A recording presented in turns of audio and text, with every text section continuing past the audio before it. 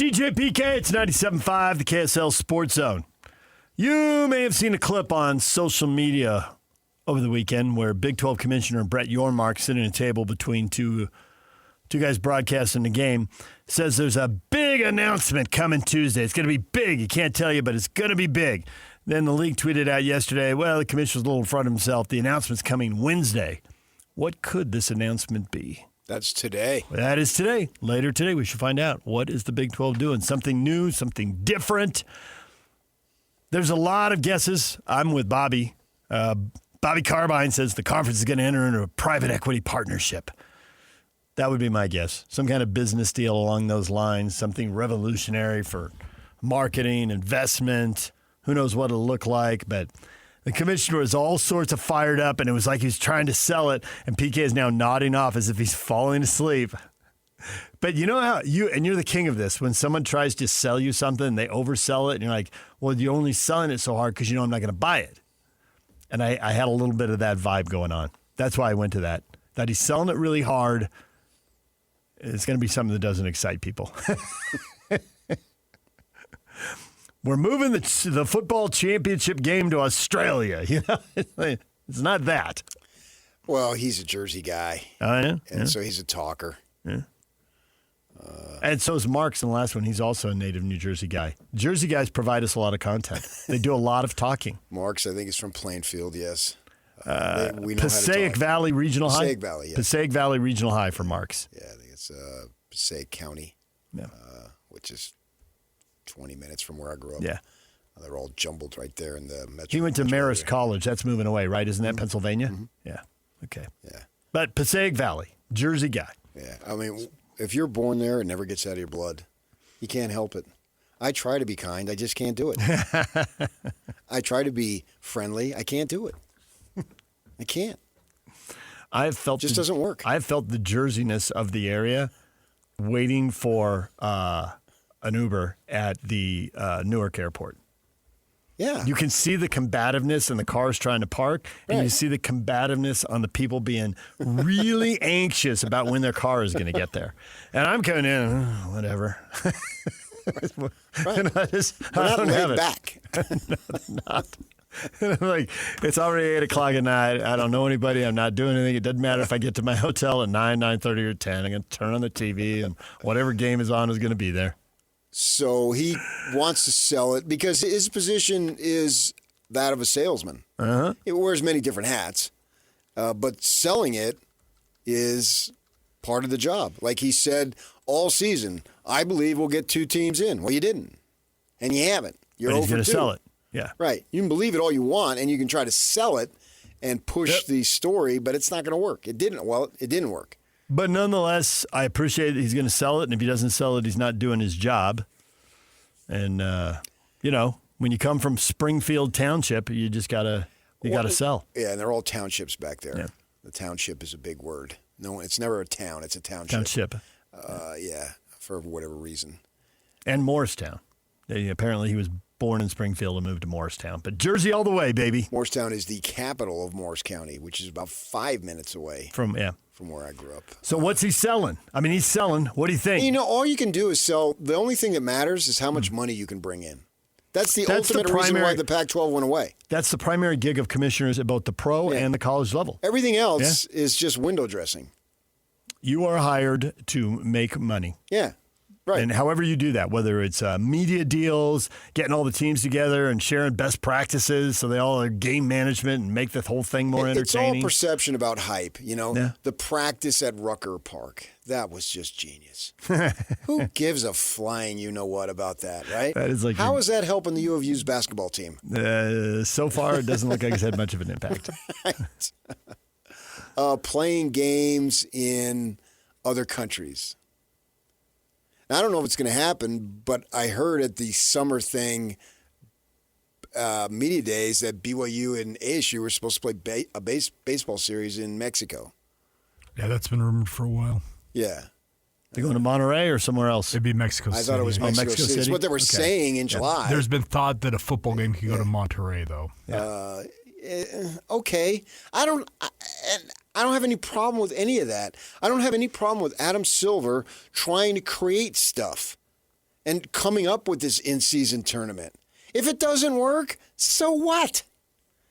You know, but give it a shot. What did you lose? If you punish people for trying new things, Yeah. nobody ever tries new things. Right. And we know if you never try new things, it's going to grow stale. So you've got to allow Right. people in whatever the business, sports talk, radio, Yeah. TV, you're in newspapers, you got to try new stuff. I'm all for it. Yeah. If someone fails on 10 straight ideas, okay.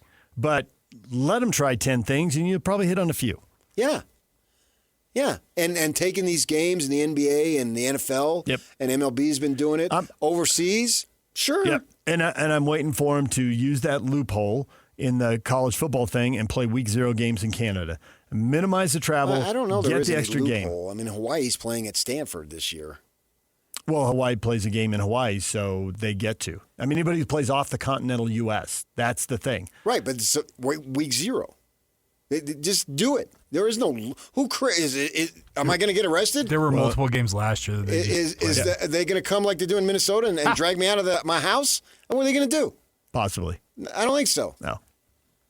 I was just kidding, but I think we got a little sneak peek to what he thinks. Yeah, possibly. They're going to come for you. You've crossed the line, Kinahan. We're coming for you. Yeah, but they would have done that 20 years ago. Fair point. I live on the other side of the line. So just go ahead and do it. For every innovation that works, what level of failure are there? Did Ryan Smith just sit around? Or maybe he did. I don't know. Did he just say, let's create this company, and then in a few years we'll sell it for $8.5 billion. Ready, break. Was there other things? They try other things that, maybe this didn't work. Maybe it worked a little bit. It only makes sense to build something from nothing and embrace this whole new technology. Yeah. And he's got one family member teaching. He's got another family member writing code. And Ryan has a knack for talking and selling. Yeah. And the three of them come together. And obviously they built something awesome, but it doesn't make any sense that there weren't missteps along the way. I find it hard to believe there was 20 straight years of 10,000 consecutive correct decisions. Right. There had to be missteps. Right. Yeah. I'm not, you're an idea guy. I'm not. I go to work. I'm a working stiff, man. I am my father's son, and I am a working stiff. I have literally never been without a job since I'm 17 years old. Literally not one freaking day. And I go to work for somebody, and that's all I know. Now, obviously, I've done a million times better than my father. I'm not sitting there denying it. But I'm on as they say, I'm on the backs and I'm on the shoulders of what he taught me of getting your butt up and going to work every day. And I'm forever grateful for that. But that's all I know. Other people have more creativity, have more genius and all that stuff.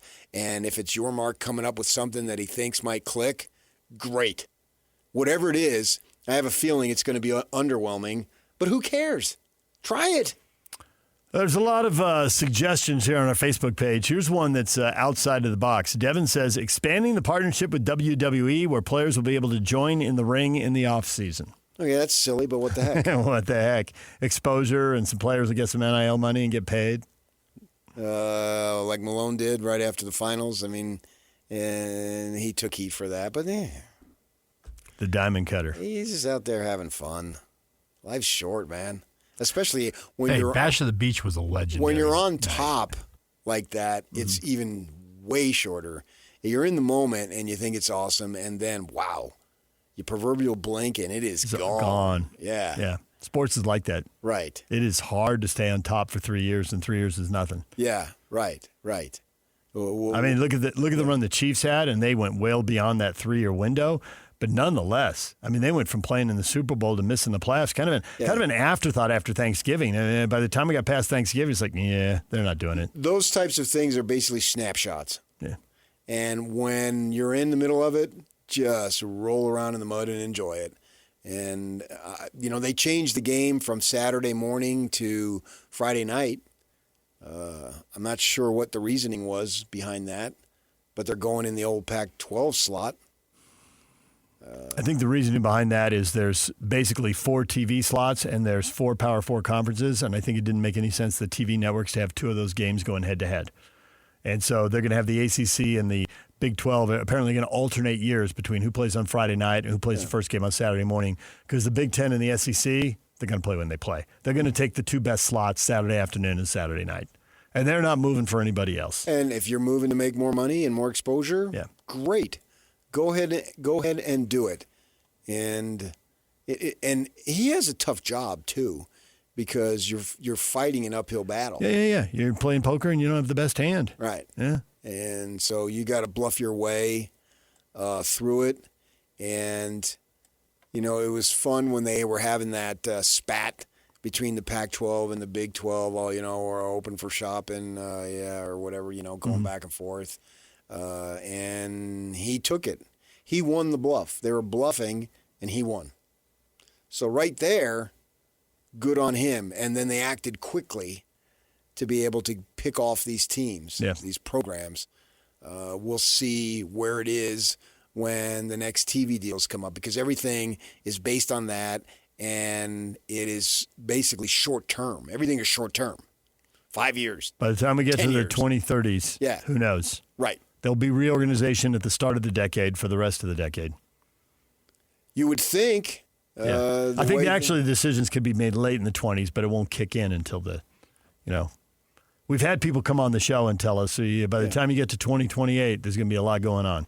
You have to be bold. BYU was bold in 2010. To go independent. That without question was the right decision in the moment. And then it grew stale. And then they knew that they had to get into a conference.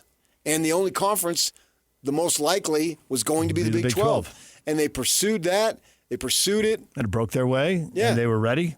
And then they went. They were actually ready and close probably 5 years or so earlier.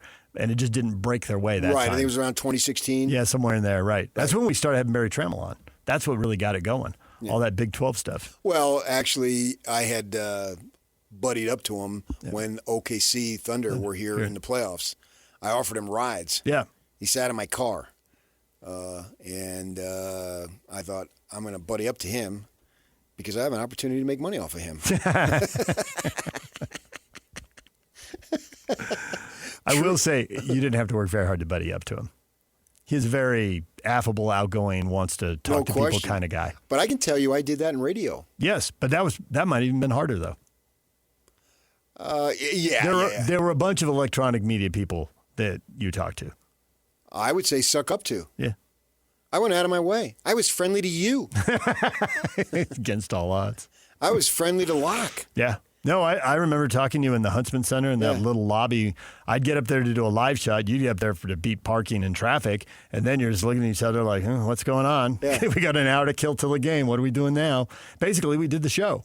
Yeah, I was you, Locke, and Gordon. Yeah. Because I wanted it. Yeah. And I wanted it bad. I really wanted it. And so that's what you got to do. You got to take chances. Mm-hmm. And, for me, fortunately, it worked out. Maybe it wouldn't have. I don't know. But it did. I'm grateful for it every freaking day, literally. So you take chances. You see what happens there. I mean, it sucked for BYU basketball to go on the West Coast Conference. That was a hit, man. Yeah, Dave it was a major hit. Dave Rose had to be a team player and come over and do that availability, standing against the wall off to the side of the room after they made the big announcement. And he was just biting his lip till it bled. Right. And everybody was asking, and everybody. Like, it wasn't one or two people that knew. Everybody there was asking him questions, knowing he was taking a hit, and he just put on the best possible face and was a team player. Yeah. It was his swallowing and the bad taste in medicine, and you're 8 years old and you got to take it. You had to get some kids who were off the radar, and then you had to get some kids who wanted to go to BYU and were going to go to BYU if they're in the Big Sky or the NBA. And that's what they got. But it wasn't good enough. And you're losing to teams like Portland and Pepperdine and whatnot. Could you imagine that now? It seems so preposterous. Yeah. And same thing for football. I guarantee you, football in the Big 12, they'll never lose to Portland. Shut the F up! Yeah. If you did that now, you wouldn't be able to hear them because there'd be so much noise. It's true. That would not be happening. That was on the road in an empty gym. In Portland. That's why I played it. Yes. Yeah. Of all the sad gyms in the West Coast Conference, that always struck me as the saddest. And the Portland Pilots just took down Gonzaga. And that was, they went. Yeah, they did. Yeah. They go to USD and play in front of like 600 people on a Saturday afternoon, and it still wasn't as sad as Portland. It was pretty sad. Sit down. That was in Vegas. That's what WCC. There are people guessing that that this is going to be about the conference moving to Vegas. Move the Big 12 tournament to Las Vegas. Seems locked into KC. They announced last year it's a multi-year deal to stay in KC. I know, but people want it. I think more money can be made. But I agree. Wrong side of the country for a bunch of schools in that league. All right, DJ and PK. It's 97.5, the KSL Sports Zone coming up. Pitchers and catchers reporting. It gets going this week. Dale Murphy, Braves legend, longtime Major League Baseball star, joins us next. Tim Lacombe, Jazz analyst at 9 o'clock. Stay with us. Love is in the air, and the Zone is ready to help you become a Valentine's Day MVP. Listen to 97.5, the KSL Sports Zone, and online at KSLSports.com for your chance to win 2 Grande Minky Couture blankets. Keep it locked on the KSL Sports Zone and be Valentine's MVP. Presented by Minky Couture on 97.5, the KSL Sports Zone. DJ PK, it's time to give away a pair of tickets on a Win Tickets Wednesday. Caller 12 right now gets a pair of tickets to see Brian Regan at the Delta Center Saturday night. 801-575-ZONE. 801-575-ZONE for the Brian Regan tickets. Call right now. DJ PK, and we are joined once again by Dale Murphy. Dale, good morning.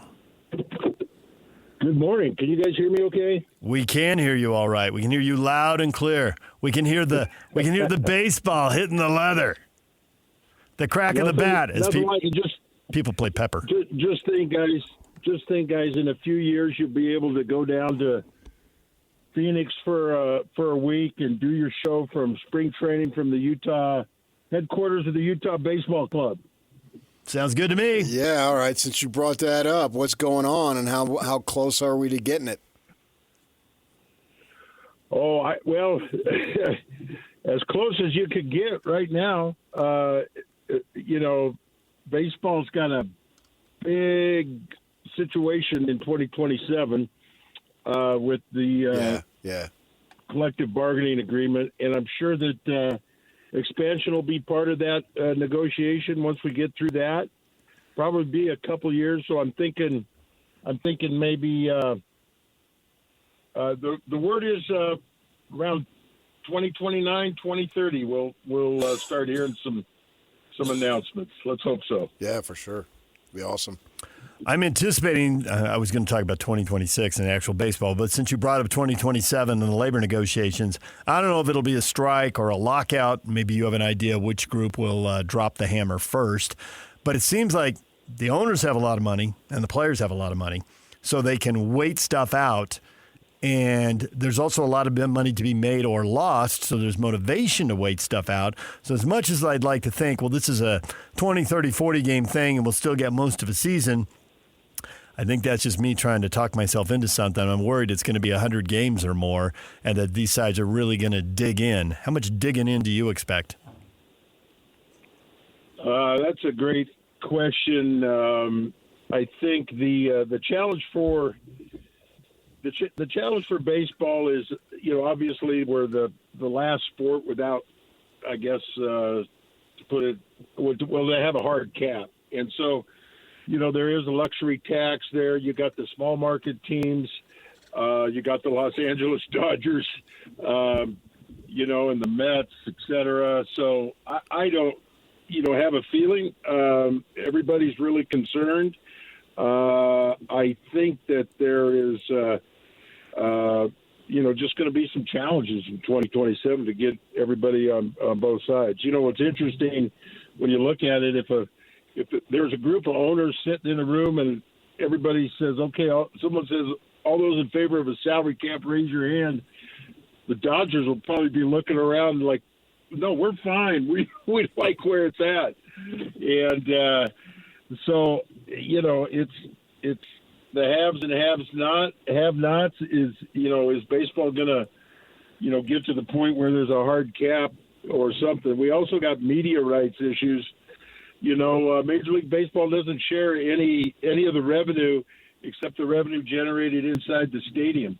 For instance, the Atlanta Braves, all that revenue generated outside of the stadium in the battery and the real estate obviously goes to the Braves. None of it is shared. And so you have some owners that, they just obviously don't want to share those media rights. So like the NFL does in particular. So it's a real tricky thing. You got owners against owners in one way, and you got owners against players in another way. So I don't know how it's going to shake out. It does seem like everybody's doing great, and you'd think cooler heads would prevail, but it's going to be kind of a rocky road, is what everybody tells me. Yeah, we were joking about when spring training started. I said, well, if everything comes together and it breaks their way, the Dodgers should have a good season. And obviously that was a joke. Everything breaks their way, meaning the guys' cars don't break down on the way to the World Series. But at the same time, we're just coming off a World Series that was as good as any that you could ever see. The excitement. I remember Caitlin Clark, the great women's basketball player, in Game 7, tweeted out, "That's the best baseball game I've ever seen," right? And it captivated us because of the competition. And literally, the Dodgers were literally inches away from losing that World Series. So baseball is a sport where you need your stars. But at the same time, Kiki Hernandez and Miguel Rojas are making great plays, and Paez is coming in as a defensive replacement and making a great play in center field to save the World Series for the Dodgers. So I'm ambivalent about this because if they want to spend their money, so be it. But at the same time, the Bucky Dents of the world that live on in infamy that aren't considered big players, you get a bat in their hand or a glove and they come up and make a big play. So you need the stars, but you also need the other guys. So I don't have an answer to this, and I'm nervous that there won't be a season, but I'm not sure what the right answer is, and it sounds like you're kind of saying the same thing. Yeah, first of all, to the World Series. Exactly. One of the great things about baseball is that as you work your way through the lineup, there's been some talk that we should change it because every other sport, the last 2 minutes of the game, the ball is in the best player's hands. As you rotate through the lineup, you don't know who's really going to be up there at the end of the game. Right. And so it makes for the unsung hero, the underdog. Exactly what you said. Rojas making plays, hitting home runs. I mean, that's the great thing about baseball. Some people would love to see it change. There's been some proposals, like you get one free at bat. Not serious proposals, but you get one free at bat at the end of the game. You can put anybody in from your lineup. If you want Shohei to hit right now, or if you want him to hit back-to-back, it's called a golden at-bat or something. That's really messing with the soul of the game because the game is so unique. We got and this World Series, exactly what you said. Everybody was talking about the casual observer, and it was just a great year for baseball. So now you're saying, well, yeah, Dodgers are spending all this money, but if the Dodgers hadn't to spend all that money, they may not have been in the World Series. So you're kind of stuck. And the challenge, I think, for baseball is just be careful that you don't ruin such a good thing. It's going so well at this time. In 94, the World Series was canceled. We're still paying for that. And so let's be very careful. I don't have the answers. I don't have any inside information. But it is such a unique sport at such a good time, I think, in the history of the sport. Let's be cognizant of that. And what just happened? I mean, you can argue that Dodgers spend too much money, but I'll tell you, I tell everybody it's a great time to be a Dodger fan. Yeah. I mean, you got to be kidding me. Now they signed Kyle Tucker.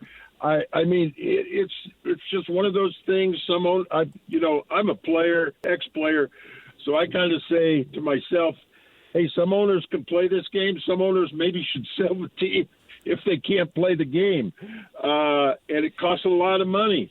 And there are people out there that are ready to buy a team if the Pittsburgh Pirates want to sell. Believe me. Yeah. So it's an attractive product. Let's just make sure we we be careful and, not ruin such a good thing. But, negotiations and labor negotiations, unfortunately, are part of it. Let's get through it. Let's have a great year in 26 and get through this 27 thing. There are 8 teams spending more than $250 million, and they're in that tax status that you referenced, at least as things line up right now. The Dodgers are at the very top. How many teams do you think realistically could beat the Dodgers in a playoff series? I'm asking you, who could win the World Series other than the obvious pick of the Dodgers winning it again? Well, the interesting thing about baseball, the Dodgers were, as you mentioned, they're close to losing. If you look back at the World Series, the Blue Jays should have won. They had them, made some mistakes. I think they made some base running mistakes, especially on that play to Rojas at home. I think everybody's analyzed it. The runner on third should have had a bigger lead. The point is, there's any number of teams that could beat the Dodgers in the World Series. And that's another great thing about baseball is spending this kind of money. I know it looks like, they're going to be there for sure, but I think the Braves will be there. The Braves, all of their starting pitchers were hurt last year, and their third baseman, Austin Riley, was out significant parts of the season. So, Dodgers got to stay healthy. Everybody needs to stay healthy, but Phillies could beat them. Dodgers could beat them. San Diego could beat them. There's going to be some teams that bubble up next year. It's just the way baseball goes. Maybe not so much now, but baseball was still a game where you could go from worst to first. It really is possible. But, I'm not going to say, any of the last place teams currently in today's day and age you have a shot, but there's a number of teams that will bubble up and give the Dodgers a run for it. Well, yeah, a couple years back, 84-win Diamondback team beat them. I think they might even have swept them. As far as it was obviously in the NFL playoffs, but that's what you get in this sport. Yeah, I mean things. I mean I think it's one of the unique things about baseball. Right. You just really, you got to play 162, and then the playoffs. It's anybody's game, so to speak. But if you look back at that World Series, I think it'd be a tough winter for to go through if you're a Blue Jays fan. They had a shot and made some mistakes. Yeah, multiple shots. Right, it was right there. We always see in spring training, ex-players go down, put on the uniform, and with the team that they were most notably with, and obviously that you were a couple. I think you were with Colorado and Philadelphia also, but obviously everybody remembers you in this Atlanta Brave. Do you go down? Yeah, I'm going to go down first week of March. I'll go down. Walt Weiss, the new manager with the Braves, gave me a call and said, "Come on down, hang out, talk to the hitters a little bit." I don't know if that uniform's going to fit, but I think I can find a golf shirt that's going to fit. So that'll be fun. I think, it's one of the best times of the year. Once you get to be an established player. Spring training, especially the first few weeks, it's pretty loose. They lift more weights than we used to, and but it's not a football camp, and right. It's pretty relaxed. It's pretty fun, and guys get their golf game going, and then the last 2 weeks everything gets pretty serious, but. We got the World Baseball Classic this year too, which should be fun. Oh yeah, man! And that thing, I was apprehensive. I think was the word. But then I see guys just balling out like crazy, and I'm thinking this thing is awesome. That really surprised me to the level of competition, particularly from the American guys, that they would be into it that much. And when you get the countries going on, and the last time with Shohei striking out Trout. And the place is packed.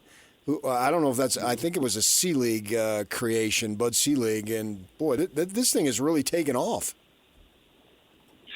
Absolutely. I coached first base 10, 12 years ago. I don't know. Joe Torre was the manager and he asked me to coach first base. And I'll admit to you, it was not rolling back then.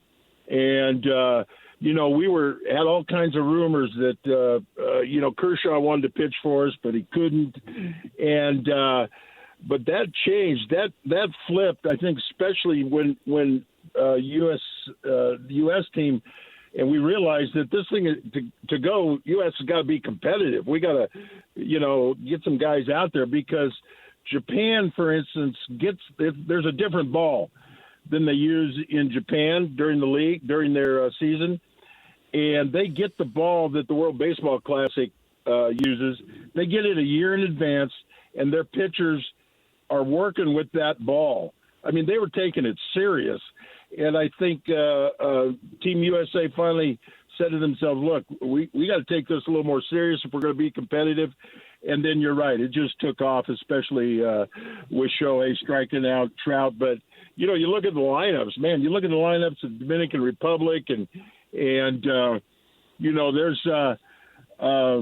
there's just Miguel Cabrera didn't have a very good World Baseball Classic one year, and he went down and told Jim Leland with Detroit Tigers, he said, hey, I want 4 at-bats a game, every game. Once spring training starts, he goes, well, because usually he'd get 1 or 2 at-bats and then, tune it up the last couple of weeks of the season. And Miguel Cabrera said, no, I need 4 at-bats every game because I got to get ready for the World Baseball Classic. Because, I heard it from my country. I didn't do well last time. And so, guys take it serious. Guys are excited to compete. And I asked the guys when I coach, I go, what do you guys, I was asking the players, they go, this is amazing. They had a blast. They loved it, but it just hadn't caught on yet. And now I think, you look at Team USA's lineup, and I mean, it's everybody wants to play. And I even think Kershaw's pitching. So, there's some really cool stuff happening. Looking forward to it. Well, Dale, we love talking baseball with you. We'll bother you again later this season as things get going. Thanks for carving out a few minutes for us and coming on and talking as the pitchers and catchers report.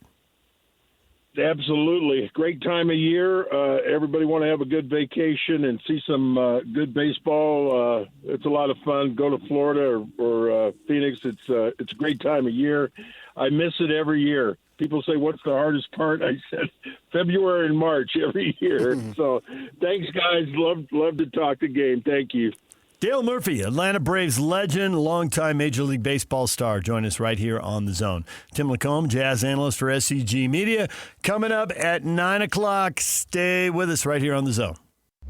This is JJ and Alex. I got this.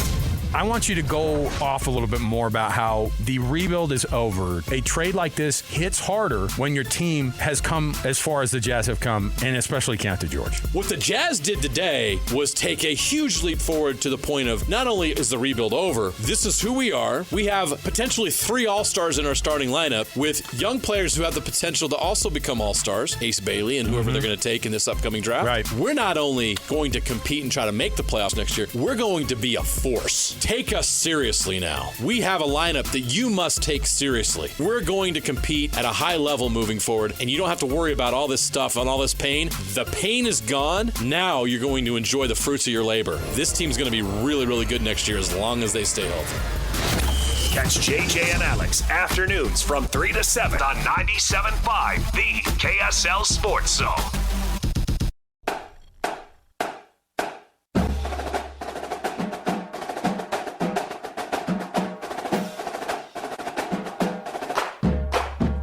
Mr. Mack, Utah County High School Players of the Week, honoring the top boys and girls prep basketball players each week during the high school basketball season.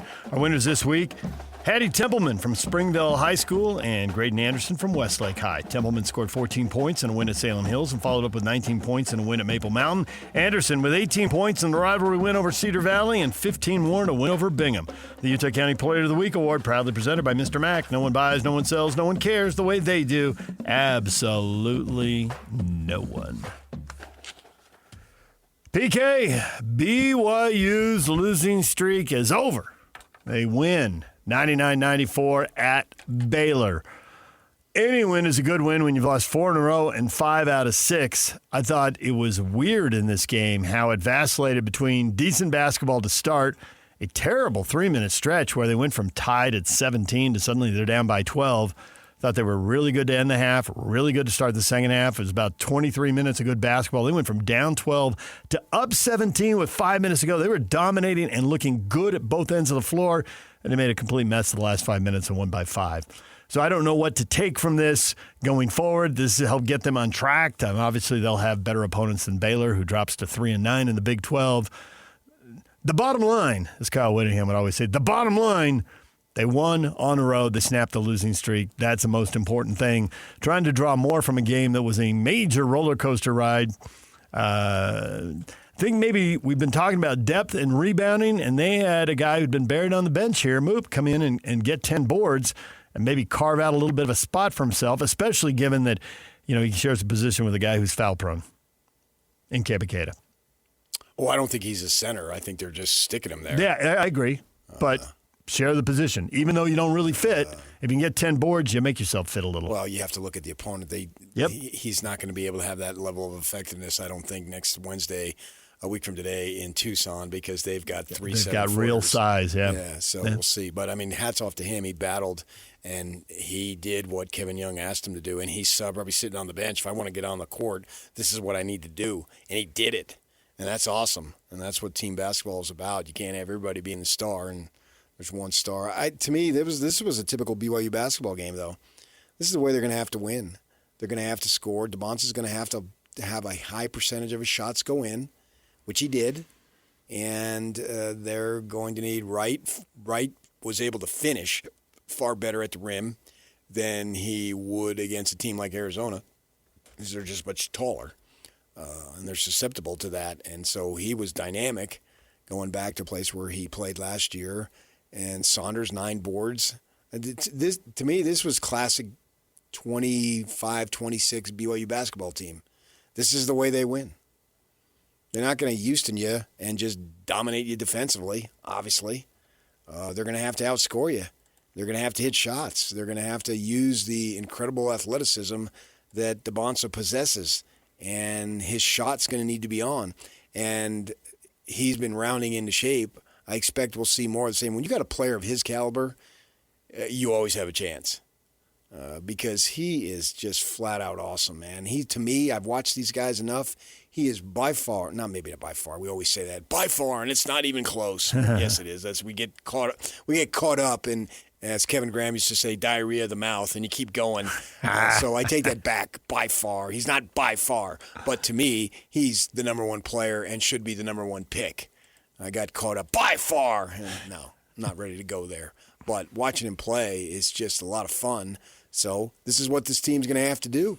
And they're going to have to do the same thing against Colorado as they're going to have to do the same thing against Arizona and Houston, whom I think are the 2 best teams in the league, because I don't know about Darren Peterson's availability over there in Kansas. Missing half the games and a little bit of regret as far as how much they're paying him. I've seen some stuff on that, and we will run those numbers and see how is he going to impact the top of the market for players going forward. That depends on what he does in March, though. Agreed. Who cares if he's available in January? As long as he gets him deep into the tournament in March. Right. So we'll see. We'll talk about that with Tim Lacombe coming up next. Stay with us.